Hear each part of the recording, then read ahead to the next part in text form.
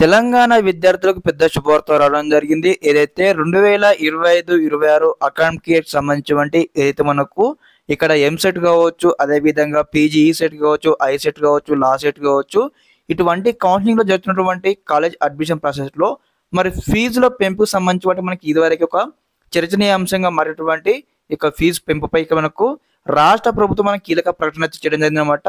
అందరికీ ఒక శుభవార్త అని చెప్పుకోవచ్చు. పాత ఫీజులే ఉండాలని ఇక్కడ మనకు రాష్ట్ర ప్రభుత్వం దీనికి సంబంధించినటువంటి క్లారిటీ అయితే ఉత్తర్వులు జారీ చేసింది. మనం తెలుసుకుందాం. ఓకే, ఇక్కడ మనం న్యూస్లో ఉన్నాం.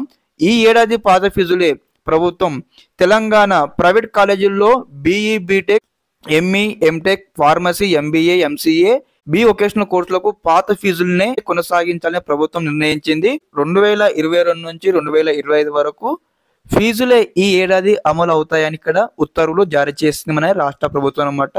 చూడండి, ఇక్కడ ఏదైతే ఫీజులపై త్వరలో ఒక కమిటీని ఏర్పాటు చేస్తామని చెప్పింది.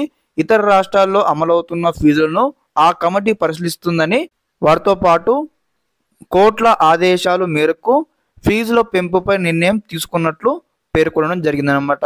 కాబట్టి ప్రతి ఒక్క విద్యార్థి గుడ్ న్యూస్ అని చెప్పుకోవచ్చు. తెలంగాణ ఉన్నటువంటి బీటెక్ కాలేజ్ కావచ్చు, బీఈ కాలేజ్ కావచ్చు, ఎంఈ కాలేజ్ కావచ్చు, తర్వాత ఎంటెక్ కాలేజ్ కావచ్చు, ఫార్మసీ, ఎంబీఏ అందరు కూడా పాత ఫీజులు అనమాట 2022 నుంచి 2025 వరకు ఏ అయితే ఫీజులు ఉన్నాయో ఆ ఫీజుల ప్రకారం ఇక్కడ కాలేజ్లో అడ్మిషన్ అయితే తీసుకోవచ్చు అనమాట.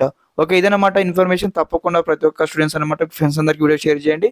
Okay, thanks for watching this video. జై హింద్.